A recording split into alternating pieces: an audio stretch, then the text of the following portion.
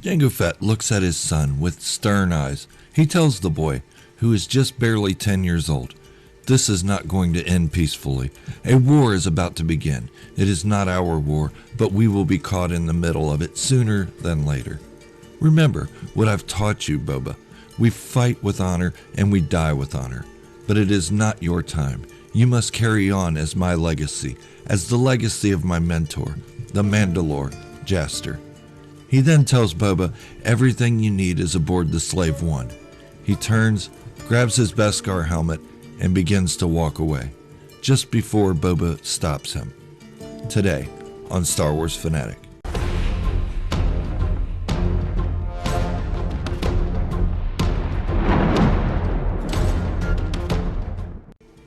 If you are new to the channel or just haven't done so yet, go ahead and hit that subscribe button and turn on notifications. Also, hit the thumbs up to help grow this channel. Boba yells to his father, "Wait!" Jango turns it back to his son. He doesn't want to give in to sentimentality, but he understands his son's frustrations. "What is it, Boba?" Boba then lets it out. "If this is not going to be our war, then why are we here?" Jango answers calmly, with the tone of a master explaining to his apprentice. "We are honorable men. Lord Tyrannus paid us for our protection, and I intend to uphold my end." Boba nods slightly. Jango then places his helmet on his head and tells Boba, "Wait on the Slave One." Again, Boba nods. He dares not go against the orders of his father, Jango Fett, the most feared bounty hunter in the galaxy. Boba Fett is not an average 10-year-old boy. He has been taught the ways of the Mandalore by his father. And any child that grew up in the comfort of the core worlds, or even most of the Outer Rim, would not have the survival skills Boba Fett has. He is only 3 years away from making his decision to become a Mandalorian or give up the life and become an Arueti, or non-Mandalorian. If he had to choose now, he would uphold his father's legacy. Boba returns to the Slave One. From there, he deploys a remote droid camera and perches it high above the Geonosian arena. He can see the 2 Jedi and Senator chained to poles. He sees everything. Boba then awakes from that recurring nightmare to the sounds of his Navi computer alerting him that he has dropped out of hyperspace and was getting close to the planet Tatooine. Tatooine, a sparsely populated planet, but one of the most dangerous in the Outer Rim. Not only the off-worlders looking to hide from Imperial law, but the planet was controlled by Jabba the Hutt, a gangster so ruthless he once had his own uncle hunted and killed. But he was not here to hide. He had a mission that was twofold. Boba Fett had gained the trust of Jabba the Hutt, and bringing Captain Han Solo to him would solidify that trust. The money Jabba was going to pay was handsome indeed. However, he didn't need it. In most cases, Boba Fett bounty hunted for the sport, or rather by using it as a way to stay in shape for his biggest missions to come. This was to be one of those missions. It was finally time to become what he was intended. The first step is to take down Jabba the Hutt and his slave-trading henchman, Bib Fortuna. Boba was taught to be honorable, fight for what you believe, and don't involve those who need not be involved. Slave trading was despicable. Stealing innocent people to be pranced around in front of Jabba as an object of desire was even worse. And Jabba was sitting on the future generations of Mandalorian warriors. He didn't even know it. In fact, it was safe to assume no one knew about what was buried just below the surface of Tatooine. Jaster Muriel knew it, and he passed it down to Jango, who passed it down to Boba. Tatooine had been on the list of Outer Rim worlds to be conquered before Jaster Muriel created the Super Commando Codex. Boba felt he was betraying that creed, but time was running out for the Mandalorian people. His time spent in Darth Vader's service allowed him certain perks. Perks such as hearing Imperial officers talking about wiping out the Mandalorian culture. A culture that had not been fond of his family, but it was still his culture. He'd be damned if he were going to see it extinguished completely by Arueti. Mandalore is for Mandalorians to build or destroy. Gar Saxon was lucky the members of Clan Wren had disposed of him before Boba had. he would not have been as quick about a Mandalorian siding with the Empire to control Mandalorians. But now's the task at hand. How will he pull this off? For the first time since he was a child, he has self-awareness that this may not go as planned. After all, the Empire is intimidated by Jabba the Hutt and doesn't even go near Hutt space. He quickly gets the thought out of his head. He's the most feared bounty hunter in the galaxy now. This is going to work. As he opens the rear cargo bay of the Slave One, he sees Bib Fortuna walking out to greet him.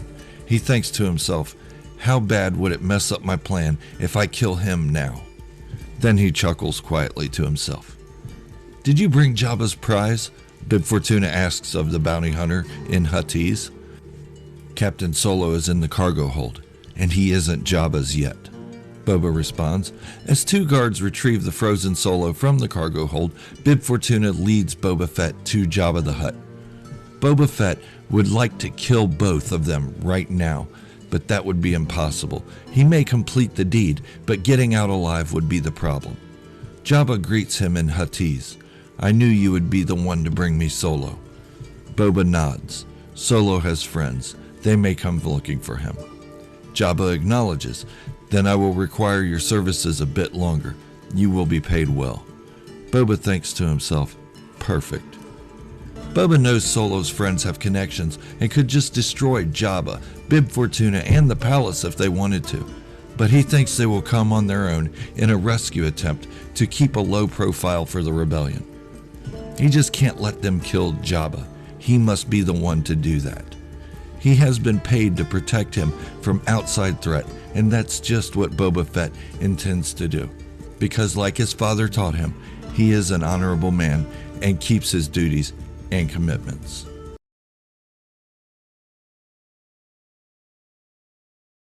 When Boba Fett remembers the lessons taught to him by his father Jango, some of the words start to concern him. We are honorable men, and honorable men fulfill their duties. This lesson put a damper on Boba Fett's plan to kill Jabba the Hutt. Jabba had just rewarded him well for the capture of Han Solo and paid him in advance to protect him from Han's friends, who were surely going to rescue him, or at least try. Boba accepted the payment, but still had his own plans of taking down the Hutt gangster. This caused a dilemma. How was he supposed to protect Jabba and kill him at the same time? Technically, he could fulfill his duty and protect him from Han's rebel friends, and that was what he was paid for. This is how he made peace with what he was going to do. Jabba decides to throw yet another party. His shindigs were always lavish. Well, as lavish as an underworld gangster could make one. They didn't rate with those of Dryden Voss by any means, as far as being as exquisite. Dryden had a taste for finer things.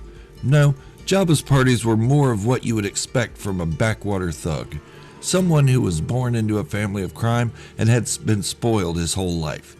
He was as smart as a criminal boss could be, but his taste was lacking. Women of all races dancing, thugs drinking and passing out, and his slave trader, Bib Fortuna, whispering into Jabba's ear. All the while, Boba could hear Jabba's pet rancor Patissa getting anxious. Her cave was built in such a way that she wasn't audible while locked up, at least not without enhanced audio devices such as Boba Fett's helmet. Her groans were growing agitated, and he could hear her beating on the walls of her cave domicile. In the back of his mind, he wished Jabba and Bib Fortuna would fall into the pit and be eaten.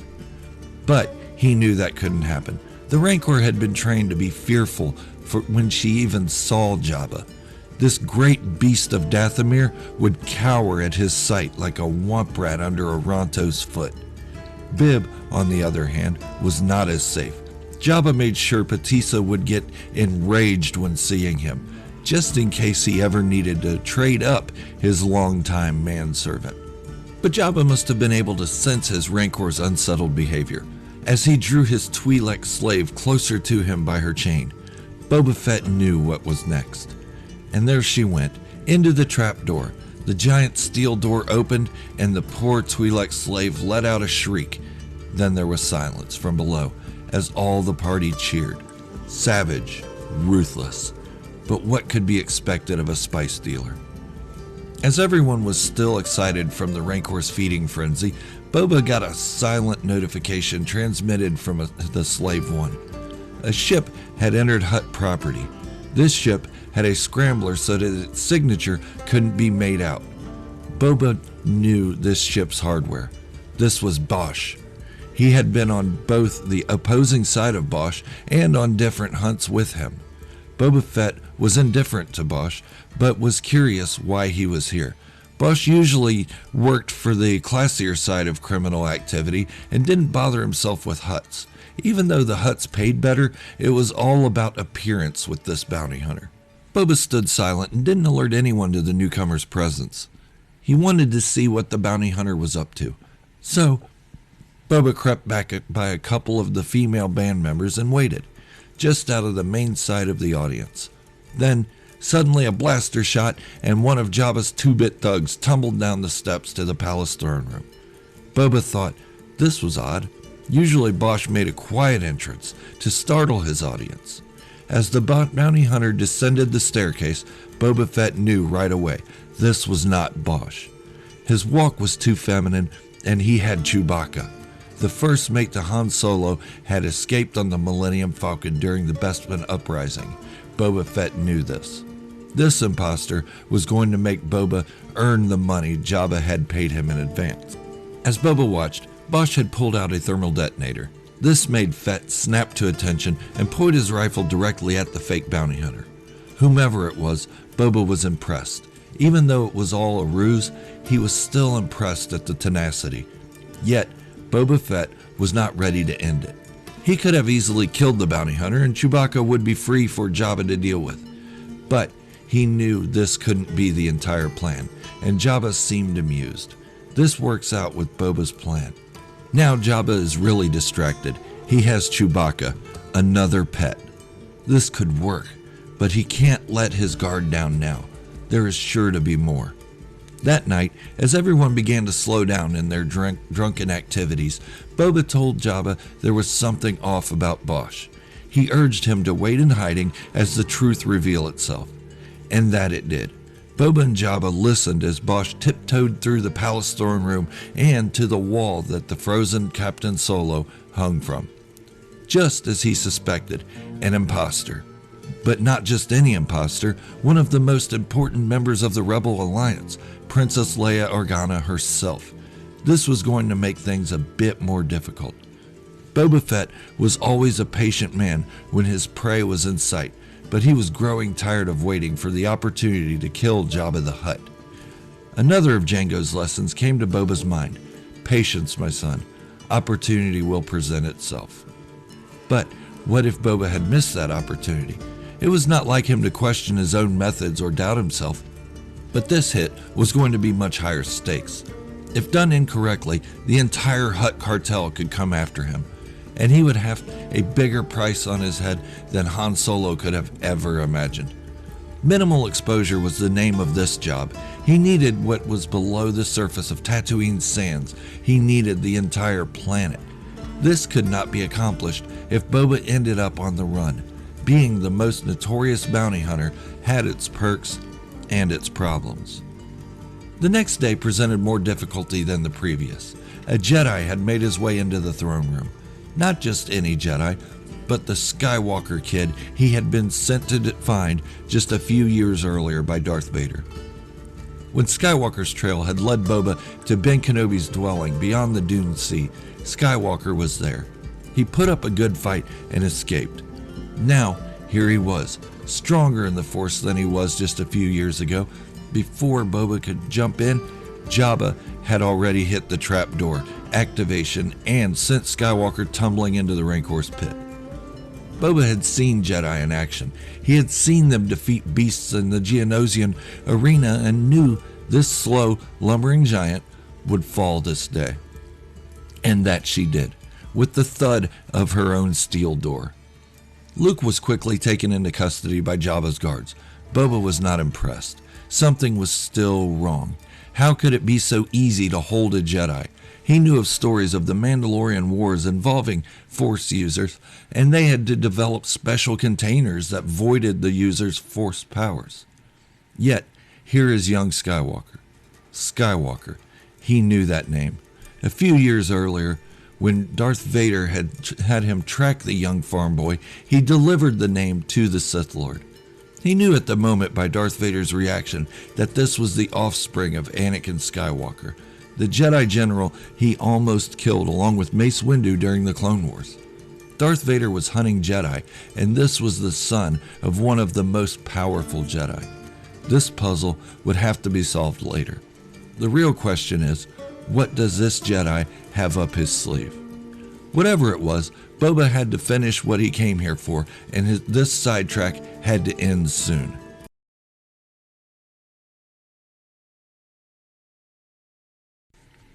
Boba Fett only half listened to Jabba the Hutt pass down the death sentence to Solo, Chewbacca, and Luke Skywalker. He was thinking back to his father's teachings. He remembered, if something doesn't seem right, then it probably isn't.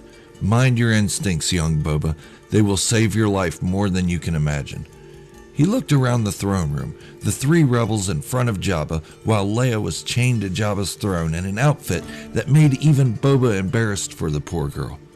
The Sarlacc, huh? This could get ugly. It seemed like he had been watching Leia forever. She couldn't see his eyes behind his mask, but if she could, she would see his anger and empathy in one look. Empathy? Did he even have any? Yes, but only for innocents caught in battle and those used as slaves for a rich Hutt's pleasure. He tried to remember how many Zygarian slave traders he had killed without a contract to do so. Now, as he looked at Leia, he thought of her treatment. When she was captured by Jabba, she was stripped of all her clothes and made ready for his service in the middle of the throne room, for all to watch and mock her. Boba Fett thought she should have been saved of this and just killed, but he couldn't do that. He just had to watch on helplessly until this whole event played out. And he had an idea how this was going to end, and it wouldn't be with a Jedi falling into a Sarlacc. Nothing seemed right on this day. He listened to his father's words and understood his instincts will once again save his life. As hard as it was to admit, Boba Fett's objective for returning to Jabba the Hutt's palace would have to wait. Jabba's death would not come at his hands right now. Admitting this was twofold. He didn't like admitting a job had to be put on the back burner, and he realized, had he not complicated this by bringing Han Solo to Jabba, that it would not have become this complicated. But, as he was taught, there is no regret in refocusing when you are ensuring the job was going to be done correctly. So, the Sarlacc, huh? Interesting choice of execution, or rather, an embarrassment. The ride to the pit of Carkoon was a long one and required the use of Jabba's sail barge, the Katana. The exterior looked okay, but the inside was just as Jabba's palace was, dark and damp, horribly under maintenance. It smelled like rotted meat and even more rotted bowels. Good thing Boba's helmet kept most of the smell out, but not all of it. He stayed close to Jabba for the entire trip, but he watched as the disgusting slug would torment Leia, pulling her close to him and drooling on her. Does he not understand whom he has on his chain? The little light that shone in the barge came from slatted windows with heavy blast covers in front of them. It was enough light to see that this needed to end soon. One way or another, Jabba was going to die in the middle of the Tatooine desert today. It's a shame that it probably would not be done by Boba Fett, though. Time after time, Jabba would make it uncomfortable for Boba to continue ignoring what he was doing to Leia. Sure, she wasn't Boba's favorite person, but there were no hits out on her. So, she was really of no concern to him, other than the moral code Boba carried from his father and his father's own mentor. Jabba's disgusting treatments of her and that annoying Kowakian monkey lizard was enough to make him just end it all right there. But he couldn't. He needed the low profile. The long ride to the Sarlacc afforded Boba a bit of thinking time. He remembered his father telling him that everything he would need was aboard the Slave One, just before he was killed by the Jedi, Mace Windu. Jedi have been such a nuisance to him. This time is no exception. But aboard the Slave One were ancient Mandalorian scripts handed down through the generations from one Mandalore to another. In those scripts were worlds of interest to the Mandalorian people. Interests because of one reason or another. But Tatooine was on this list. The reason? It was one of the only worlds that contained raw Beskar. The twin suns, the sand, and the churning core of the planet created the perfect environment for Beskar to naturally occur hundreds of feet below the surface. It would need to be mined and refined and could take years or longer to retrieve it, but Tatooine was the best place to create a new Mandalorian society. The location was out of the way and hard for any core world government to control, and the locals minded their own business. Not to mention the endless Beskar deposits. This had been a closely guarded secret, one that the Mandalores of the past kept close to them, not even telling their closest adjutants. Now, Boba Fett was in possession of this knowledge, but he had to get out of this predicament.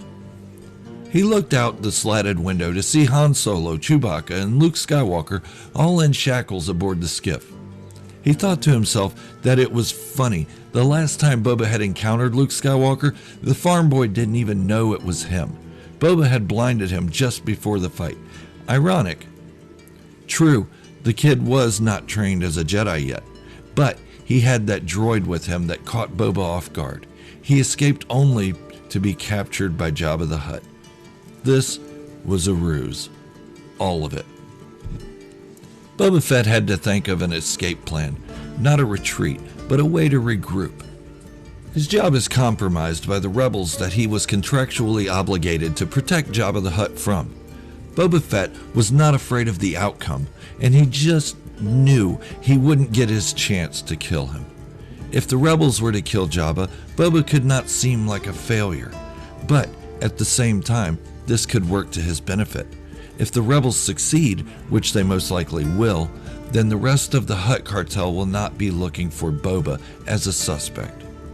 His attention is once again drawn to Jabba and his scantily clad slave girl, Leia Organa. He should just kill them both right here. The ship comes to a slow stop and hover. Boba looks out and there it is, the Sarlacc. They aren't particularly dangerous if you aren't a roving bantha that happens to wander into its sunken sand trap. They have tentacles that can reach out, but they aren't very mobile. But they are a delicacy to the crate dragons. It isn't hard to escape the grasp of a Sarlacc if you have the right hardware. You definitely couldn't just climb out of the pit if the Sarlacc is alive. Okay, smart move. Put the Jedi into the pit first. Is this supposed to be torture for the others? Why not push them all in at the same time? And, just as Boba suspected, the Jedi used the skiff's plank as a springboard, vaulted himself into the air, and his droid was waiting to send him the Jedi's weapon, his lightsaber. All predictable. Time for Boba to get involved and put on his own show. That's going to be hard to do. He sees how the action is not as well coordinated as he would have thought. Even the Jedi seems to be bungling around. He thought, how am I supposed to set aside my ego and my reputation and let these idiots have their day? Boba jetpacks to the skiff and lands just in front of Luke Skywalker. He holds his aim for only a second or two, and Skywalker finally reacts, cutting Boba's rifle in two. The stupid boy seemed confused, and I'm sure he was appreciative that Boba didn't just kill him while in mid-flight. Maybe Boba was making it too obvious. Too late to turn back now, though. Yeah, the grappling hook was his next move. He knew this wouldn't hold a Force user, but if Skywalker continued to play along, it would make Boba seem like he is still trying to fulfill his contract to Jabba. In fact, had this skirmish not been so mishandled on both sides, it would probably be obvious that Boba was throwing the fight. Skywalker jumps to the other skiff and puts some distance between himself and Boba. This was good. Boba saw no benefit of continuing a hand-to-hand with the Jedi, but aiming at him slowly would give another good impression. Then it happened. He heard Chewbacca whimper something in Shriwook, and Solo said Boba's name. He heard it from behind and waited for something, anything to get him out of this battle. He wasn't worried about what kind of blow would come. Han didn't have any weapon that could penetrate his Beskar armor. In fact, no one there had any weapon that could penetrate his armor. Han clumsily spinning and knocking into Boba was perfect. It malfunctioned Boba's jetpack. The same thing happened to his father, Jango Fett, when the three-horned reek trampled him on Geonosis. So, this would be ironic. Boba allowed his jetpack to misfire until he slammed into the side of Jabba's sail barge, then cut the power to it and let himself fall into the pit. This battle was over for him, and Jabba would soon be dead, if he wasn't already. He had hoped that Bib Fortuna would survive. He wanted to kill him himself. As Boba settled into his temporary new home, he had to keep cutting away the needle-like organs that were meant to keep him alive for 1,000 years. He told the Sarlacc, "I will not be in here long enough for that." He could hear the groans of Jabba's fallen henchmen, but paid them no mind. He could hear the muffled sounds of the battle just above them. Then, a loud explosion and silence. It was now time to plan his escape from the belly of the Sarlacc. This was not as easy as he had thought. In fact, the Sarlacc was determined to keep him as a meal. His Beskar was doing a good job of protecting him, but he was losing energy. With every swipe of his blade and every rip at its innards, Boba Fett was getting weaker. The Sarlacc really evolved its defenses and could withstand a lot. After fighting, cutting, slashing, ripping, and pulling, he was becoming disoriented. He was just about to resign himself to a new fate, a fate where he failed his father and his father's mentor. He then regained consciousness and heard no more moans from the other dinner guests. The anesthesia must have got to them. Just then, he tried it one more time, the jetpack. It flickered and sparked for a moment, then jolted to life, pulling Boba slowly out of the beast's stomach, slashing at tentacles as he exited the giant tooth-lined opening. As he cleared the monster, he flipped down his rangefinder, locked onto the Sarlacc, and sent his rocket spiraling down, just before his jetpack malfunctioned again, dropping him inside the sloped rim of the pit. But the rocket did its job. The Sarlacc was no more. Weak and tired, Boba climbed out of the pit slowly. As he reached the edge, he looked around at Jabba's barge's wreckage, then collapsed. Okay, so that's the third and final part of my Boba Fett fanfiction from his point of view of the Battle of the Sarlacc. I know it isn't canon, but in my head it explains why he was so easily beaten at the Sarlacc. He needed an escape plan and needed to regroup in order to fulfill his destiny and become his father's and Jaster Mareel's legacy. This series leads into a couple theory videos and fanfictions I did a while back as to why it took Boba so long to regain his armor during The Mandalorian. I'll link those videos at the end of this one and try to put them in the description as well. Let me know what you think in the comments below. Did you like the story? Should I do a prequel to Jaster and Jango? I'd love to hear from you. If you're new to the channel or just haven't done so yet, go ahead and hit the subscribe button and turn on notifications to stay up to date on all my Boba Fett fanfictions, Star Wars theories, and general commentaries and discussions. Also, hit the thumbs up to show your love for what I do here and share the video with some friends. Let's see if we can get the likes of Lucasfilm to see these. Doubtful, but hey, a man can dream. Well, thank you for watching, and remember, this is the way, the only way.